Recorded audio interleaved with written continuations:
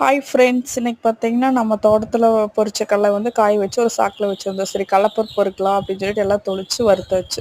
அதுக்கப்புறம் சரி வெறும் கடலப்பருப்பு மட்டும் வச்சு என்ன பண்ணுறது, பொரிதளிக்கலாம் அப்படின்னு சொல்லிட்டு எண்ணெய் ஊற்றி கடுகு போட்டு மஞ்சள் பொடி, லைட்டாக பெருங்காயத்தூள் அதெல்லாம் போட்டு, அதுக்கப்புறம் வெங்காயம், பூண்டு, கருவேப்பிலை இதெல்லாம் போட்டு லைட்டாக தாளிச்சு விட்டு, அதுக்கப்புறம் பார்த்திங்கன்னா பொரி போட்டு கிளறினேன்.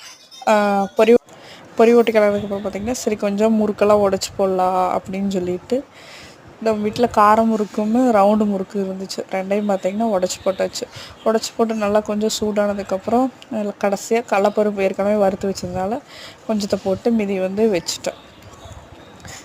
சூடான பொரி கூட அப்படியே டீ வச்சு குடிக்கலாம் அப்படின்னு சொல்லிட்டு கடலப்பருப்பு தனியாக பொரி தனியாக வச்சுட்டு அதுக்கப்புறம் டீ வச்சுட்டு இருந்தேன். டீ காரப்பொரி இதனோட டேஸ்ட்டே தனி தான். Good evening.